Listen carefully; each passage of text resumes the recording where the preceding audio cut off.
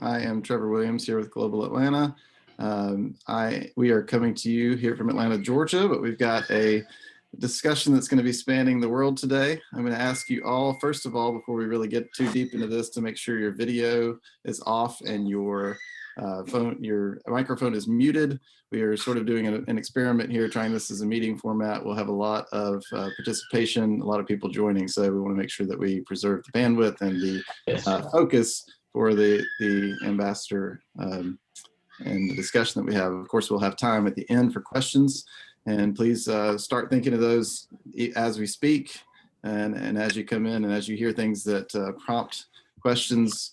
Please make sure to send those to us. We're going to manage that through the chat function at the bottom, and hopefully we'll have a deep and broad discussion about Australia and what's happening in the bilateral relationship.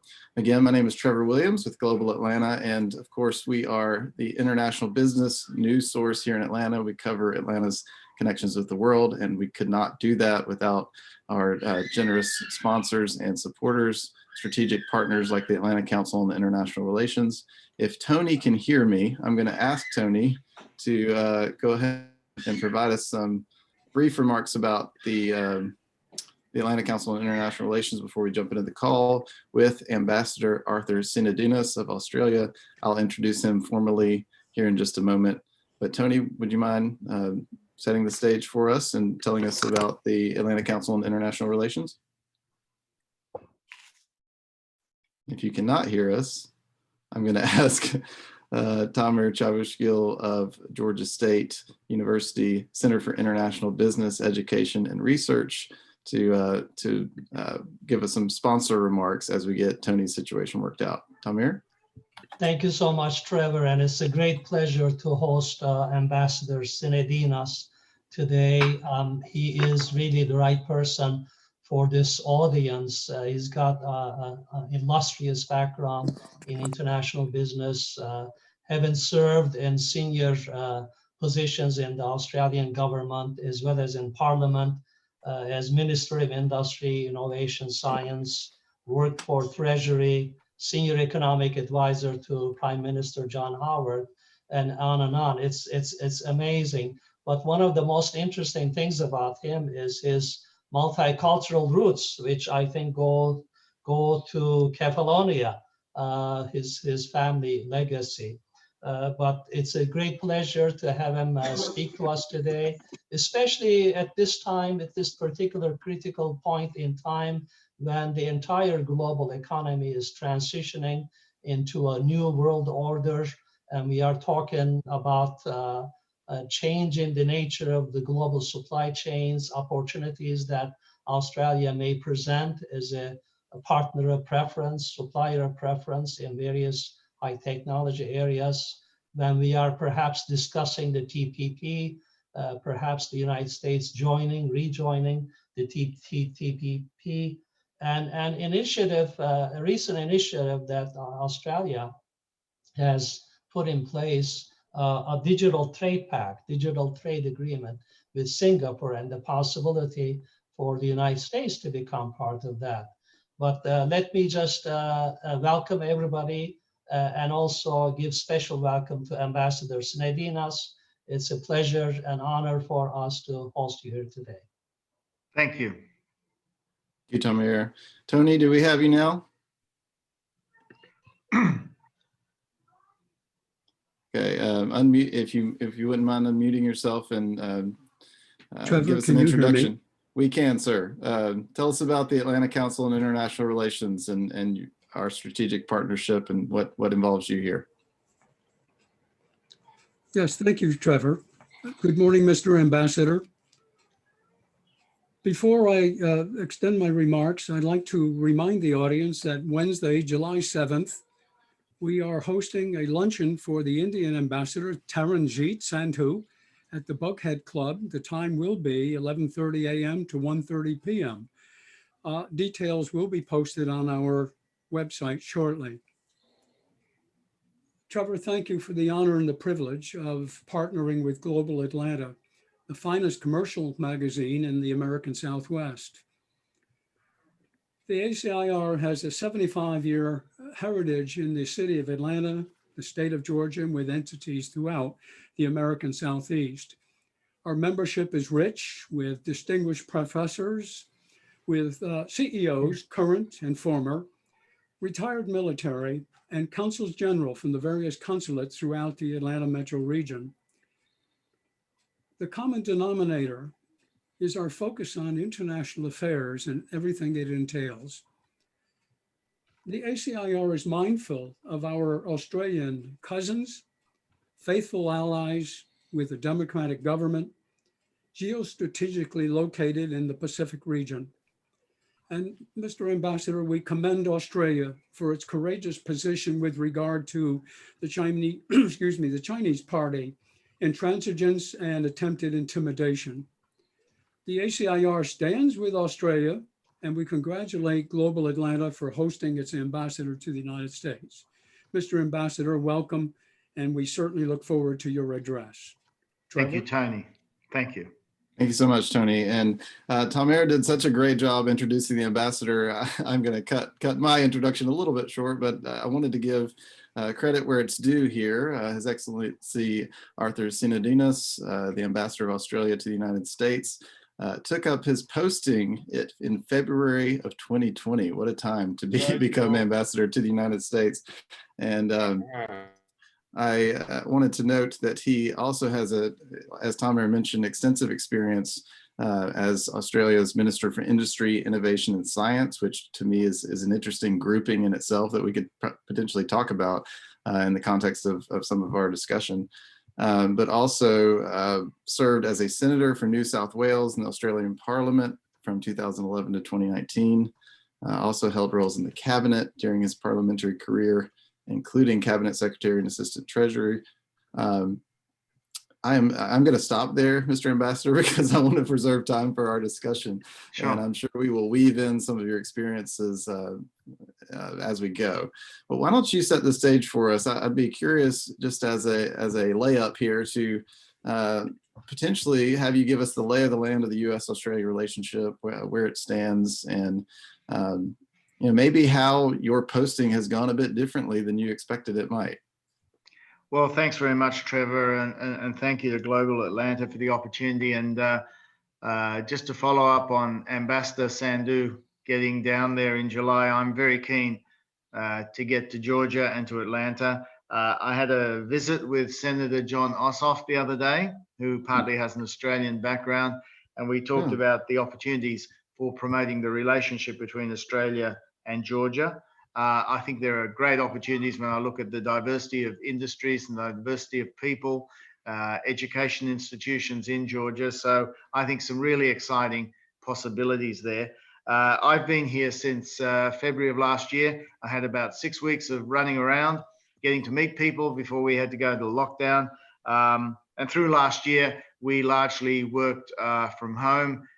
We had people going to the embassy as required, but not mandatory. We then later last year set up a ceiling of about 30% for people to go to the office. We've lifted that to 50, and that's going up to 70 soon. We probably won't be fully open till the end of the year, but we've maintained consular and related services for people, obviously, whether in person or online. Pardon me. It's not what I expected when I got here. In fact, when I got here, the big talking point here, and people were very friendly, but the thing they were particularly concerned about and interested in was the bushfires. We just had a very tough summer. But then very quickly it turned to COVID, and I had to adapt what I did a lot more stuff from home, a lot of virtual stuff, which was great because you probably got to meet more people, but there's no substitute to seeing people in the flesh. And so that's why I'm keen, Trevor, at some stage to catch up with you all in Atlanta and in Georgia. I have to say that the Australia-US relationship has been in pretty good condition. There's a lot going for it. There's a lot of history behind it, a lot of working together on areas where we have common interests and values as liberal democracies, the rule of law, all of that. I think it's true to say that Australia values the rules-based order that the US, in one of the greatest acts of enlightened self-interest, helped to put together at the end of World War II, which covered both enemies as well as friends and foes. And that global rules-based order is under pressure today. It's under pressure, particularly in Indo-Pacific. So in some ways, that's actually made the relationship between Australia and the US even more important than it has been. We at sometimes when we have a really good relationship, you can take it for granted. Well, in the current circumstances, there's no taking it for granted. There's plenty more we can do together. And I guess today is partly an opportunity to explain a bit about what's going on in the geostrategic competition in the region, the way Australia and US are working together in all of that, but also the trade and economic opportunities. You alluded to innovation and science. Those sorts of opportunities I'm particularly interested in fostering between the two countries, and Georgia is a place where I think we can do a lot of that sort of relationship building on science and innovation. We've had an FTA which celebrated 15 years last year, and that FTA has overseen at least the doubling of trade between the two countries. Investment is very strong. The US is the #1 investor by quite a margin in Australia, and the US is the #1 investment destination for Australian companies. And you put those trade and investment links together, and it's a very strong relationship, but it's developing in interesting new ways now.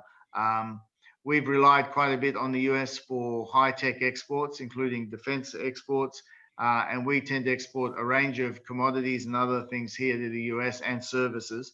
But I'm seeing a lot of interest by US companies in investing in Australian startups. There's a big upsurge in venture capital firms investing in Australia. And that's really, from the point of view of Australian startups, that's been a great augmentation of the domestic market. That's an area I'm keen to see us develop further. We've had some great Australian companies, develop over here.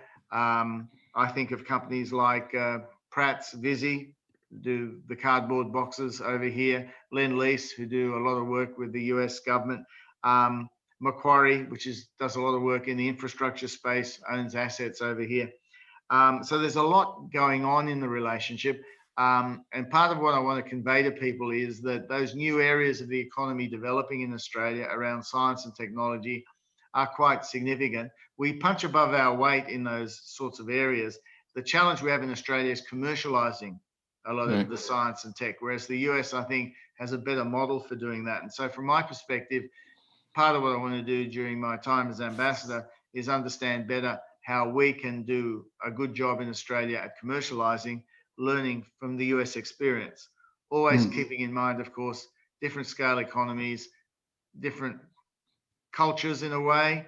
It's not all the same, different appetites for entrepreneurial risk bearing, etc.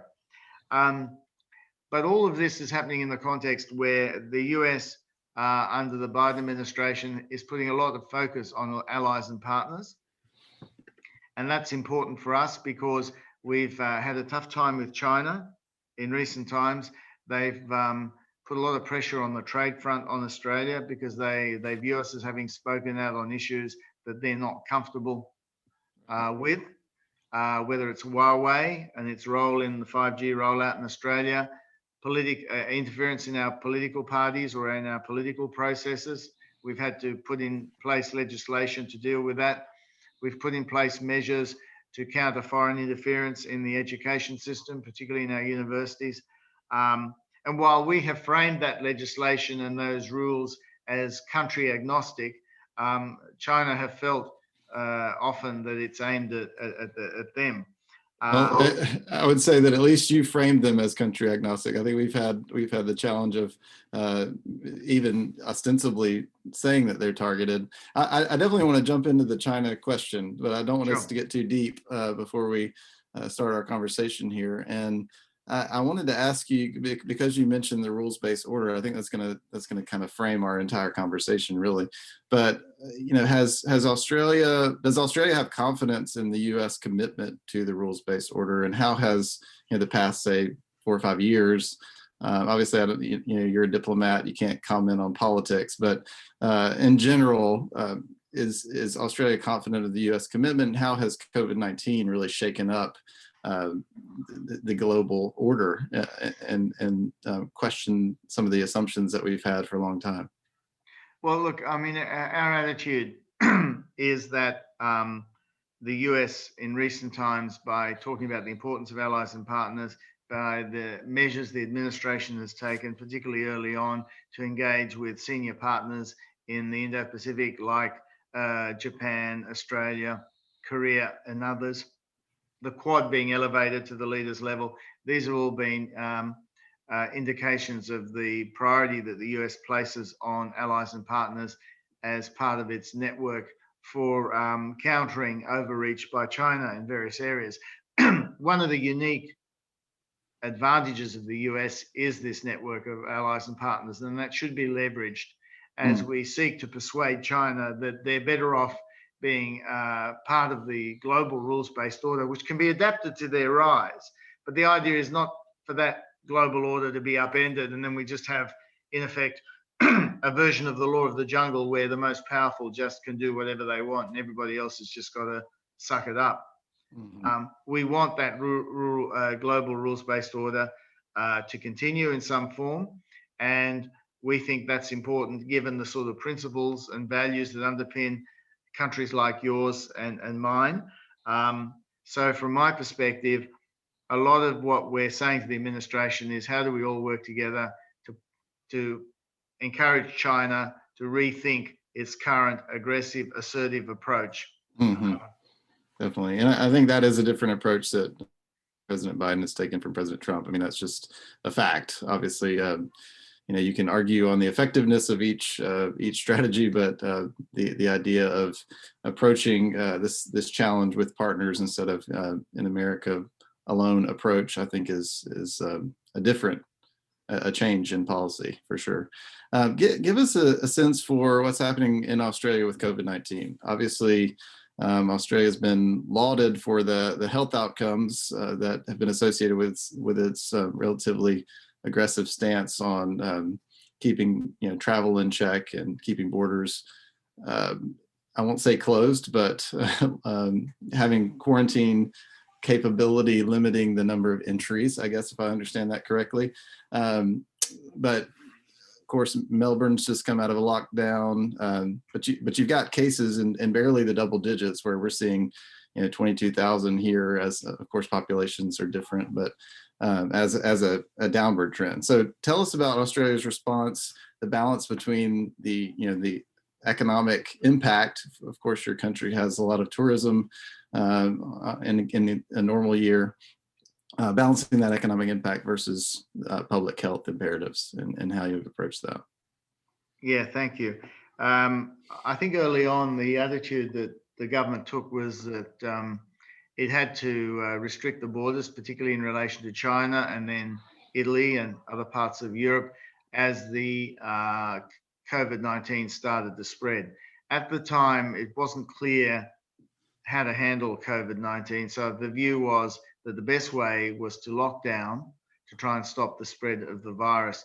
The concern was that if the virus just was left unchecked, not only would it kill a lot of people, particularly older people, it would also overwhelm the health system, particularly our intensive care units. So early on, the priority was to go into lockdown and try and sort of stop transmission. That proved to be an effective strategy. And then Australia started to open up internally. Still some controls between borders because there's the odd outbreak from time to time. These outbreaks, though, these days seem to emanate from quarantine, from visitors or people coming back home who are, pardon me, quarantining in hotels. Very little, if any, community transmission. I mean, some people have said that Australia is wanting to eliminate the virus. I think we're trying to suppress the virus as much as we can. And we've been very successful at it. And there's, I look at pictures from Australia, and for, much of the last 6 to 8 to 9 months, people have been out and about, no masks. Life seems very normal, but there's a price to pay for that. And you're right, the borders have been closed. And the debate now is how quickly can we get the public vaccinated so we can change our regime and be able to open the borders. Because if you look at tourism, hospitality, international students, immigration, they're all big drivers of economic growth in Australia. We've been able to assuage the economic impact of border closures, because we've put 10 to 15% of GDP in fiscal and monetary firepower into the economy, quite comparable to the stimulus that the US put in the economy last year. So that's more than offset the impact of the closures, and cushioned the impact on national income and household income. And ironically enough, now as we take the controls off and we start to wind back the stimulus as the economy recovers, we find the economy is recovering quite strongly, very strongly. If you compare it on an OECD basis, it's about the fastest growing at the moment. I mean, I think the US will be is growing quite fast and will grow even faster in the second half of the year, which will be great, not just here, but for us in terms of the international impact. So there's a very strong economic recovery occurring, but there is in Australia a recognition that we have got to further accelerate our vaccine rollout in order to countenance when borders may be raised. At the moment in the budget, there's a working assumption that that would be about the middle of next year. The Prime Minister's made it clear in remarks he made on his way to Singapore overnight that he's keen to get on with vaccinations, but he doesn't want a situation where we vaccinate the public and we're still getting quite a high caseload. He's quite concerned about that. So he is striking a cautious note, but I think we're hoping that the combination of an accelerated rollout will allow us to, and we're also putting in place at the moment, we're talking to other countries, including the US, about biosecure borders. What will that mean in practice in terms of recognizing vaccinations in each country, et cetera? Will there be vaccine passports, et cetera? The point is, it would be great to get back to more of that normality. I mean, at the moment here in the States, with the rollout of vaccines and the better weather, I think we're all feeling a lot more confident. And also the US hasn't had, it's got travel restrictions, but I think there's not quite the same feeling of borders being closed. So that's something we have got to keep working on in Australia. Well, that's one thing that's Australia's been criticized for, right? Is the restrictions on its own people coming back. I mean, I think the last number I saw was 40,000 Australians stranded, if you will, and other parts of the world unable to come back because of the lack of quarantine bed capacity. If I understand that right, but you can clarify if you like. Well, I was going to say you're right. We've had tens of thousands of Australians come back, but it's been a staggered process because flights are capped based on the amount of quarantine facilities available. That's been the issue. And it's unfortunate it's been like that, but it's for public health reasons that's had to be instituted. So that's created its own tensions. That's why, looking at vaccination and how that can maximize our prospects of opening up would be is so desirable. Yeah, and I know that you recently had a court case in which I think the Supreme Court ruled that it was lawful to restrict outbound travel as well. I think that was some concern among some people that, hey, you're trapping us in here, and you have to have kind of extraordinary measures to justify that from a civil rights perspective. But was that a welcome verdict from your perspective? Just to look, I think I think those legal verdicts tend to be based on the interpretation of the law, so it reflected the powers that were available, as I understand it. I mean, I understand how people feel about this, and we're all very keen to try and get this resolved sooner rather than later. Do you have widespread vaccine skepticism in Australia, as we've run into here? Look, there's been a couple of factors. Because there's been largely suppression of the virus, some people may not have felt the same urgency to get vaccinated, even though the supplies have been available. The latest mini outbreak in Victoria has actually seen a spike in people requesting vaccination. That's a good thing, and we need to build on that. There will be some sections of the community who are vaccine skeptics. There's no doubt about it. You get a bit of it in this country as well, and And it is concerning me because, I mean, here in the US, which has done such a great job of getting vaccinations up, you're seeing a bit of a plateauing now. Right. And I notice some state governments here are providing prizes and things to encourage people to get vaccinated. I think it's important to do whatever we can to get to full vaccination, particularly of adults, say 60 or 70% of the population being double vaccinated or whatever. And then I think we will really break the back of this. And the very generous announcement by the US that it will provide 500 million doses through this year and into the early part of next year as part of the global effort. Very important because, at the end of the day, this can't be a rich versus developing country issue. Everyone's got to get vaccinated. It's the interests of all of us. This is the classic public good or externality. Is Australia, and I didn't prepare you for this, so feel free to sidestep if needed, but does Australia have an official position on the waiving of patent protections for the vaccine? Well, especially given your commitment to rule of law and intellectual property protection. No. Look, Trevor, that's a good question. Our attitude is, look, there's now a discussion underway in the World Trade Organization. There are going to be at some stage negotiations. Let's see how they go. It may well be that even if those negotiations are successful, you won't see an outcome for quite some time. Right. And I think your question alludes to what is the precedent being created by this sort of waiver. Look, I mean, this is only a personal view. I mean, I think you can make a view that we're talking about very unusual circumstances here, which have necessitated doing unusual things. But let's see how it all goes. But my view is it'll take a while for anything to come out of this particular initiative. In the meantime, what the US has done through the Quad with Japan and ourselves is help India start to step up its production capacity, its permanent production capacity. So they're talking about putting in a capacity to produce at least another 1 billion doses, right?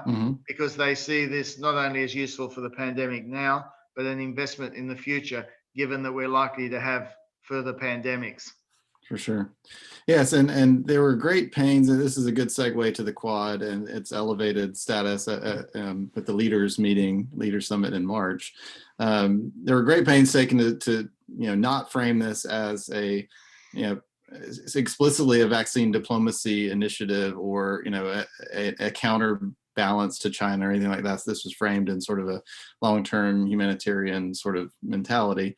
I wonder if you see it that way, and also can you just give us a sense for what this elevation of the Quad really means in practice? I've talked to some experts who say don't expect a Pacific NATO. This is more of a looser alliance built around these common core interests that you mentioned, and committed to this idea of the free and open Indo-Pacific. So give us a sense for how Australia understands that and understands the change of status, I guess. Yeah, I think the first point to make is that we were very keen for the Quad to be elevated to the leaders level, and we spoke with people like Kurt Campbell before he was nominated for the administration about this, because we thought that it was important to put the Quad at the highest level. And early on, there was a summit of the Quad leaders, and there'll be an in-person summit sometime in the autumn or fall here in the US. Also, I think the US in particular wanted to have a positive vision of what the Quad was about, which harked back to its origins.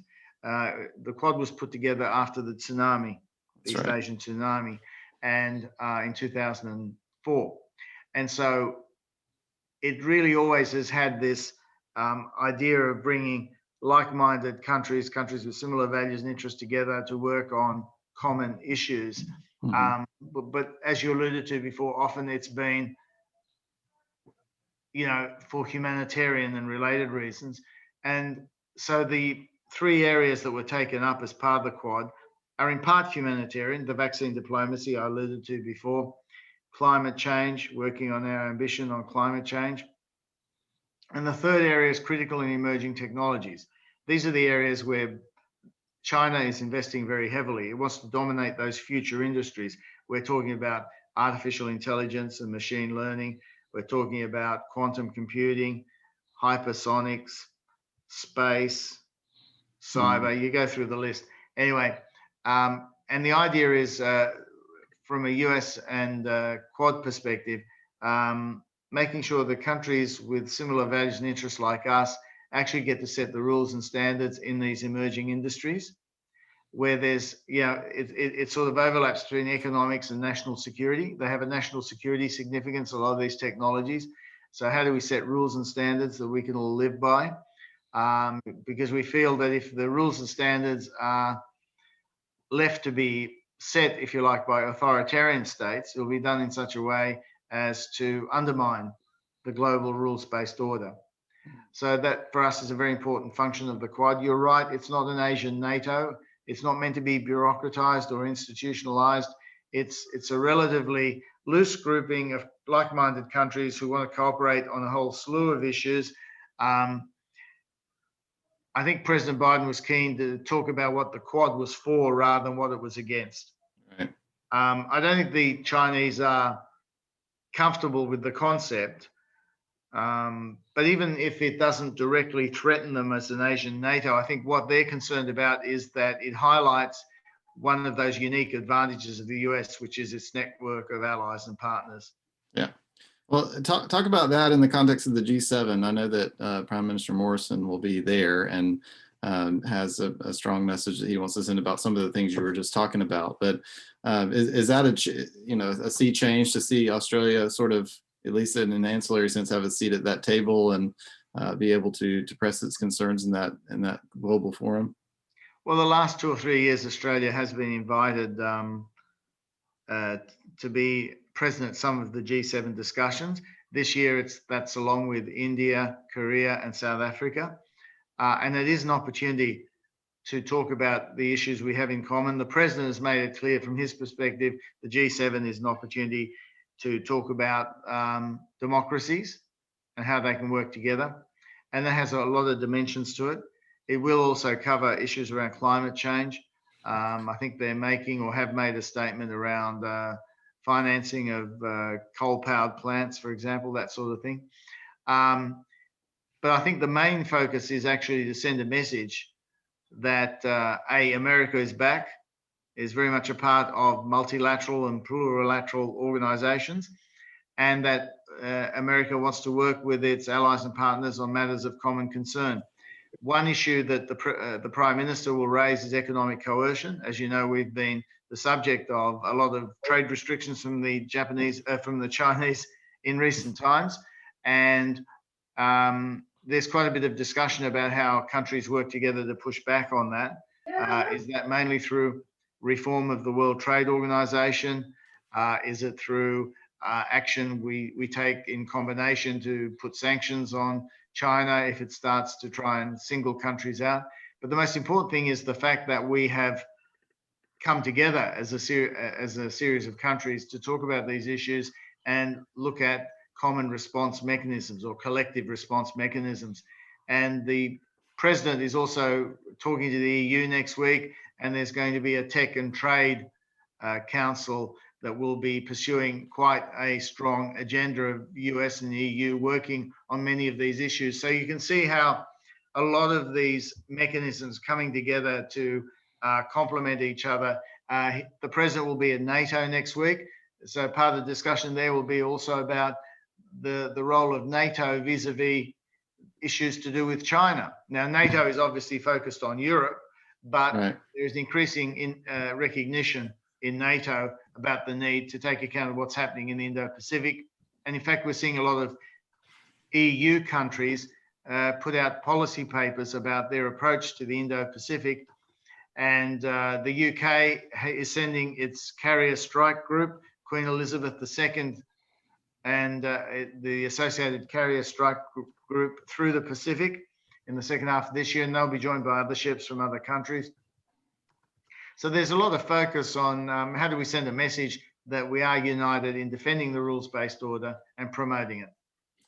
How do you send a message without this devolving into, a Cold War type scenario? I mean, it should be noted that Australia, has not always been at odds with China, right? I mean, you've always maybe had your concerns, but you've had a big boom in trade relations with China over the last decade, and enjoyed strong commodities purchases from China that really drove a lot of Australian growth. You have, like you said, you have a lot of students, a lot of tourists coming in. So it's not as if this just materialize out of thin air. You've had these relations for a long time. So where was the kind of turning point where Australia felt it should be part of this this effort to send a message and to challenge China? What was it? Just the tariffs that China imposed on wine, coal, barley, and all these things, or No, where was that tipping point? yeah, I guess. yeah. Well, I think the first thing to say is that no one rang us up one day and said, "Look, you've got to take China on." I think it evolved over time out of a series of decisions Australia took in response to issues that were arising. One was Huawei, where we had clear advice that it was not appropriate to have Huawei as part of the 5G rollout in terms of its relationship with the Chinese government. And we got clear advice from agencies within the government on that. The fact that there were a number of political scandals around relationships between people associated with China, particularly with the United Front Work Department, which is their outreach to the Chinese diaspora, political scandals involving them and members of parliament in Australia, for example, which led to new rules around political interference in political parties or in the parliamentary process. We did call out China over the coronavirus and call for along with the EU, but I mean, we were sort of leading the charge in many ways, an inquiry into the origins of the virus. I mean, I know that they probably took this as an attempt to point the finger at them, but it was more because, a lot of people were saying, we got to understand what happened and why and how we can stop it from happening again.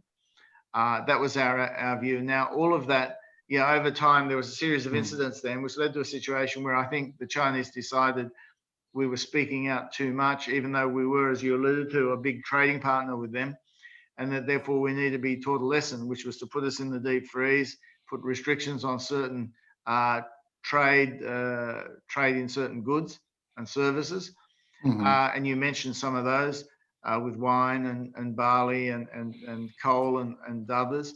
But in economic terms, the impact on the Australian economy has been muted because there's been a very strong recovery out of COVID, partly, as I mentioned before, fueled by fiscal and monetary stimulus. And that's assuaged the impact on the public. So the public hasn't felt a squeeze. And also some of the affected sectors have diversified. There will be individual enterprises, of course, who've really been badly affected. Wine has had quite a big impact because it's probably affected price and also the fact that they were a premium market for Australian wine. And there's been some redirection, but it perhaps won't fully compensate for the gains that they were, for the benefits they had from the Chinese market. Our view is that we're going to be in the doghouse for a bit yet because it's not clear that, I mean, we've offered to have a dialogue and try and talk some of this through, but their attitude is that, well, we're happy to have a dialogue as long as you meet certain conditions. And their embassy in Canberra put out 14 conditions for a dialogue, or 14 reasons why they were concerned about us, one of which was media criticism of China. And the problem, of course, is, well, we can't say, yes, we agree. Let's have a dialogue. By the way, we'll meet your conditions, including muzzling our free press. Right. I mean, it goes partly to the view about the different perceptions we have of our systems and what they can do or can't do. And that's part of the challenge here. And so with this economic coercion, we're very gratified that the US and others have indicated that Australia is not going to be left alone to deal with this. Well, at the risk of beating this too much, I kind of wanted to ask you how you would say Australia understands this threat or opportunity or challenge or whatever you want to call it with China differently than the U.S. might. Because what you mentioned as the wake-up calls were certainly paralleled in the U.S. I mean, we had very much the same types of issues with political influence and those kinds of things, and even former Secretary Pompeo came to Georgia Tech and made a big speech about Chinese influence in academia. Of course, you can argue whether there's sort of a scapegoating that goes a little bit too far. But Australia, you're in the region, and you don't have the largest economy in the world like the U.S. does, right? And you have to be there, whereas we even though for all the mentions of us being a Pacific power, we are not physically, geographically situated in the Asia Pacific region with our country. So tell us about how you understand it maybe differently or approach it differently than the US Well, look, might. thanks. I mean, it's true that we've tended to use different language to the US in the past around a lot of this, partly also because a lot of the countries in our region in ASEAN, like Malaysia, Indonesia, Singapore and the like, they want to have a relationship with China because it's next door. Right. They can't leave the neighborhood, as you Mhm. alluded to. But they also do want the presence of the US in the region as a counterbalance. But they don't want to be called out on that publicly. They don't want to have to pick sides publicly. Right. They want to get on with both sides. And so we've tended to take language, and this is why, for example, we use country agnostic language when we talk about our laws and who they're aimed at, for precisely that reason. So to some extent, we've tended to take a more nuanced approach. The US can afford to take, as a great power, its own full-blooded approach to this, if you like. But there's no doubt that in recent times in particular, there's been a convergence of views between the US and Australia about all this and how we speak about all this, because it's essentially about calling a spade, and that's what we've had to do. And we're far more explicit about that now than we were in the past, and that's just the geopolitical reality we have to live with. Definitely. Well, we've already got some questions coming in, and I would encourage y'all to continue submitting those. We'll get to those in just a few moments. I did want to turn a little bit toward the, and make a relation to what we're talking about with trade and technology. For instance, I wonder if you could, first of all, I should mention we once had an Australian consulate and trade commission in Atlanta, but was shut down when Australia was being fiscally responsible in the aftermath of the financial crisis.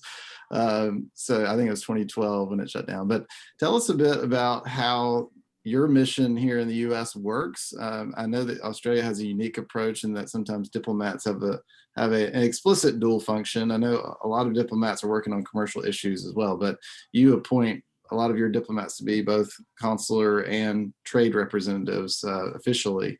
And tell us about that infrastructure in the U.S. and the opportunities you see with this shift to partners and allies, in particular with regard to technology and those kinds of emerging sectors that you talked about. Yeah, you're right. There are a number of our consulates here which are both Austrade posts, as well as consulates providing, consular and other the normal services. We have a number of honorary consuls as well in Denver and Miami on top. But our attitude is that foreign affairs and trade should be integrated. They're very closely aligned, and having diplomats who can cover economic and trade as well as foreign policy issues is actually a strength. And this has actually been, if you like, increased by recent events where there are so many, as I mentioned before, areas of critical and emerging technology, which cover both economics and national security.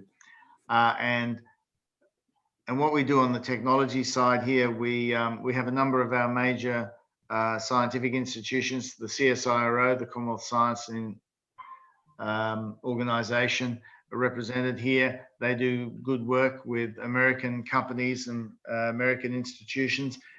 We have a landing pad in San Francisco for Australian innovators who want to sort of get close to Silicon Valley and be able to understand how it works and how they can interact with it. We spend a lot of time on investment. So we find ways to bring investors and good projects together, whether it's here in the US or into Australia.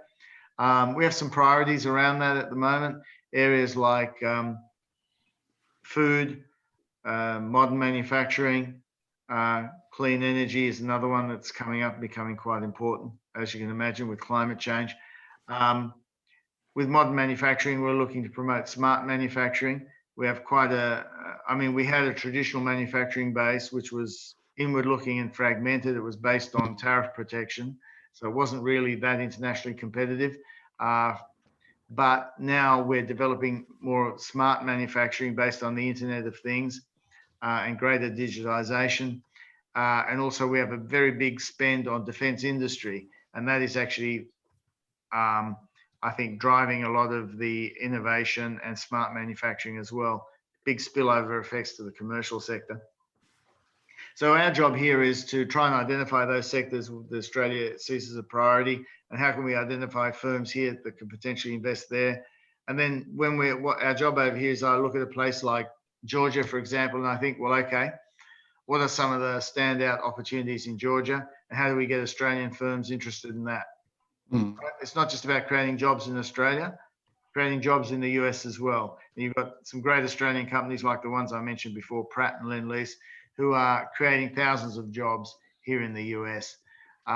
So from my perspective, when I'm visiting parts of the US, there is very much a business and trade focus, as well as the other work that we do. Sure, yeah, and we've seen companies like Deputy and some other software companies coming from Australia, setting up shop here left and right, really. And I've noticed a lot in my reporting that there are quite a number of fintech companies, if they are based in Atlanta or based in the UK, a lot of times they'll have Atlanta offices and Sydney offices as well, so that they're covering the world and seeing how those two compare. I've seen in other interviews that you've given that you kind of talked about this moment of U.S. China rivalry in particular as a golden opportunity for universities to strike new research partnerships with the U.S. And of course, if you visit Atlanta, I'm assuming that you'll come to Georgia Tech and that you'll be interested in those kinds of things. Can you talk about what you meant by that? Just elaborate on it a bit, and then we'll go to questions after that. Yeah, we've got a lot of research partnerships between Australian universities and their counterparts in the US. The Australian National University in Canberra actually has an office here in my embassy here in Washington to promote those partnerships. From my point of view, that's very important, because the best science is open science, where you're collaborating with others in other countries, bringing the best minds to bear on problems. And ideally, you want that on a global basis. And for us, the US has been our biggest science and research partner since, I think, the 1930s.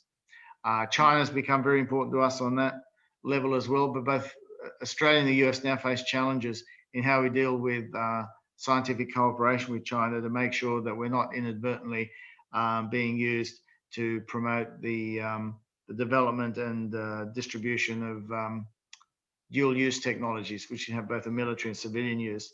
So I'm putting a lot of work into that. We're talking to American universities about research integrity and the sort of measures we take in Australia to counter foreign interference.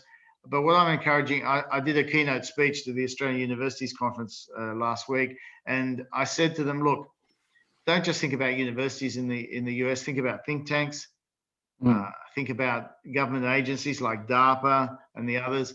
They're all great sources, National Science Foundation, they're all great sources of funding and potential projects to cooperate on. So I see lots of opportunity in that space. We're talking to people in the Bay Area, Silicon Valley, about how they can do more in Australia. It doesn't have to be by shifting operations there.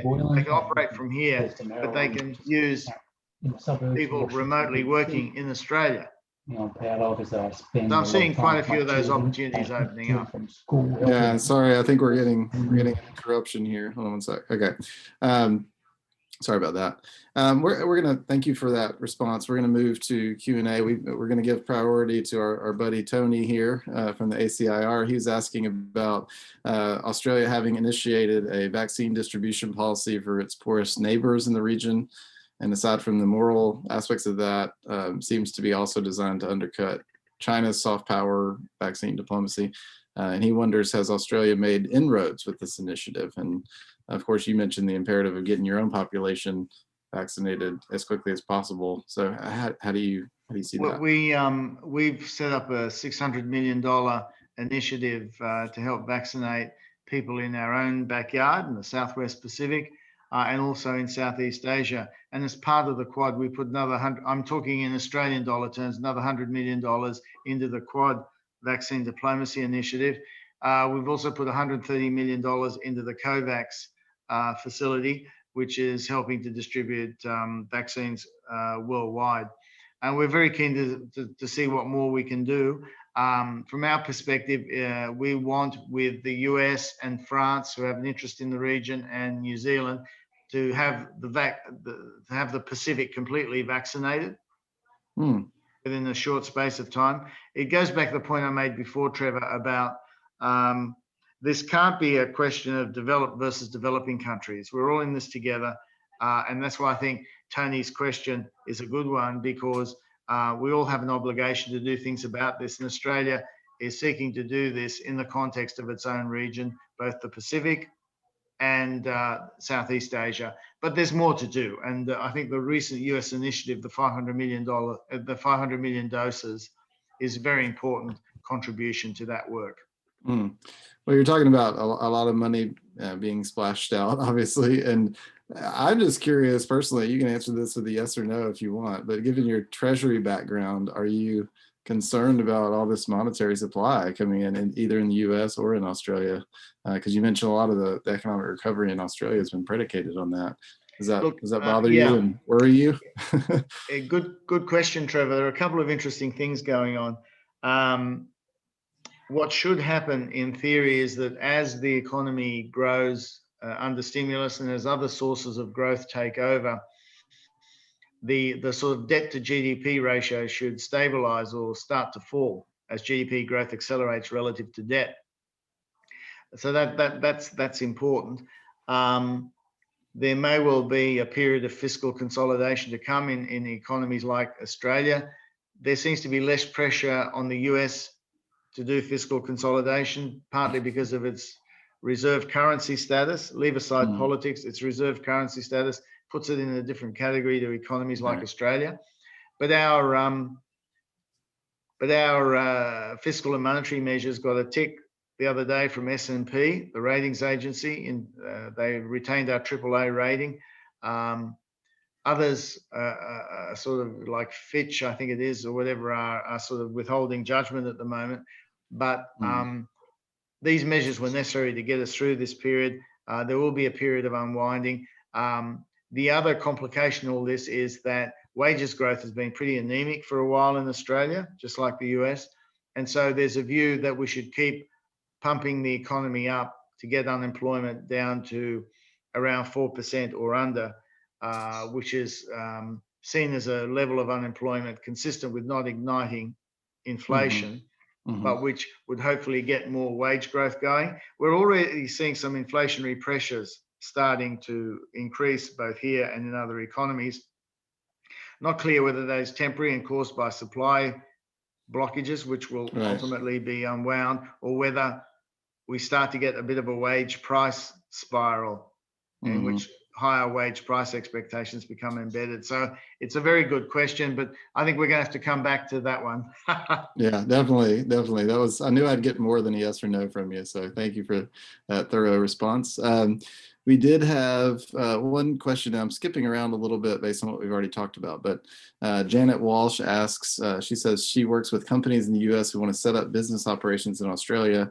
Many complain about the legal, tax, financial, HR infrastructure with which they have to comply. She's wondering if there are any initiatives to provide a 1 or 2 year like market entry type infrastructure to make it easier for inbound FDI. Yeah, no, it's a good question. The last couple of years, there have been some measures taken to try and facilitate investment into Australia, improve our investment attraction, cut red tape, promote global talent, make it easier for people to get visas to come to Australia under the global talent sort of heading. But I'm happy for Janet. We've got people monitoring this event to send in some more details for me to follow up, because we also do provide information back to Australia to make people in the government think about further measures to make it easier to do business. We have had to have more stringent foreign investment measures in the national security space, particularly concerned about countries trying to take over some of our startup businesses. particularly in the national security space. So there's a balance in these things between regulation and promoting business. But I'm happy for Janet to send through more details, and we can work on that. Great. We've got one question about intellectual property expropriation. I'm assuming that's sort of related to what you just mentioned, that obviously if you're making it harder for companies to come in and buy up technologies that may be sensitive, obviously that's one way of protecting it. But Australia's been very on the front line of thinking about issues like digital trade and privacy. So I wondered if you wanted to address that. I'm assuming this question was about China's potential IP expropriation, but what's Australia doing on those fronts? Yeah, well, our attitude has been that, a lot of it is to do with intellectual property protection against theft and all the rest of it. We're seeking to strengthen some of the international rules and regulations around that. That's part of the reason we take an interest in reform of the World Trade Organization. But a lot comes down to enforcement and countries working together to enforce common rules. And we try in our own regimes, investment regimes, trade regimes, to have appropriate protection for intellectual property. And I think Australia has a good record in that regard. But always happy to look at issues that we can pursue further and improve. For sure. We have Robert Thornton, who talks about Australia's, quote, strategic ambiguity policy towards China. I think we kind of addressed that already. So I'm going to ask a second question, which is, does Australia's backyard COVID assistance include any assistance to Taiwan, which has one of the lowest vaccination rates? And just for effect, I noticed that the U.S. announced it was going to share some vaccines with Taiwan. Yeah, I think you have the same sort of situation going on. For a long time, people didn't see the need to get vaccinated because the virus was under control. But go ahead. I'm sorry. No, you're absolutely right. I mean, we're doing a lot with Taiwan, but the vaccination situation, that's largely been left with the U.S. in that particular case, and we focused more on the Pacific and Southeast Asia. Cool. One question from Russ Sumrall, who asks, what's your expectation as to when fully vaccinated U.S. citizens will be able to be allowed to travel for business purposes to Australia? He's hoping to get across in September of this year. So you got any news for Russ? I know Russ is in the franchising business, so he's got a lot. For essential business purposes, people can get to Australia. The complication is they have to, on the whole, they have to do 2 weeks of quarantine. There are very few exemptions from that, although you can apply for an exemption. So I think my best advice to Russ is closer to the time to assess the situation. I don't think there'll be a wholesale lifting of border restrictions by then, but certainly we can give advice to Russ closer to when he's traveling about the situation.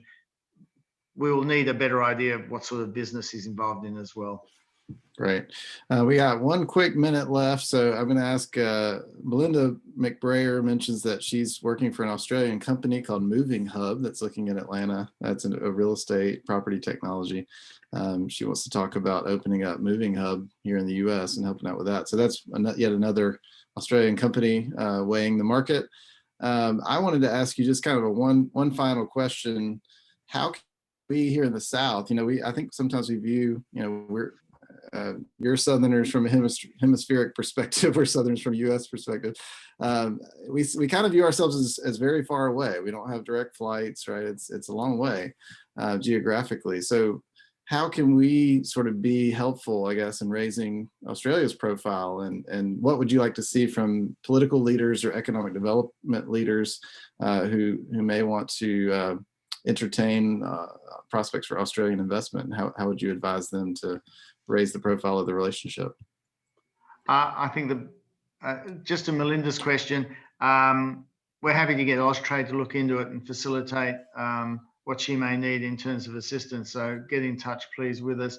On the second aspect, I think there's no substitute for getting together, bringing business delegations over to Australia, us bringing people over to Georgia and to Atlanta. So I'm happy to follow that up with the relevant people in Georgia. I think there are plenty of opportunities for that, but I think that's that's the best way. Okay. Get trade We- delegations together, focused on the areas you prioritize, and we go from there. Yes. Well, I think thanks to your captaining our ship here, I think we have successfully navigated the shifting seas of the new Indo-Pacific, as we phrased it. And I want to thank Ambassador Sinodinos for joining us. I want to thank our partners and strategic partners at Atlanta Council on International Relations, and also our sponsors, the Georgia State University Center for International Business, Education and Research, or CYBER. So thank y'all so much for joining us, Mr. Ambassador. Thanks again. If you were here, we'd be giving you a rousing round of applause. Wait to do that for your visit. We hope to see you in person here soon. I'm sure ACIR will be eager to host you, and I'll be eager to follow up this interview with another one based on what's going on at the time. Thanks, Trevor. And if Ambassador Sandhu is making the effort to get there, I'd better follow so he doesn't get one up on us. Thank you. Definitely. Well, we will see you soon. Thank you, everybody, for joining. Hope to talk to y'all soon. Thank you.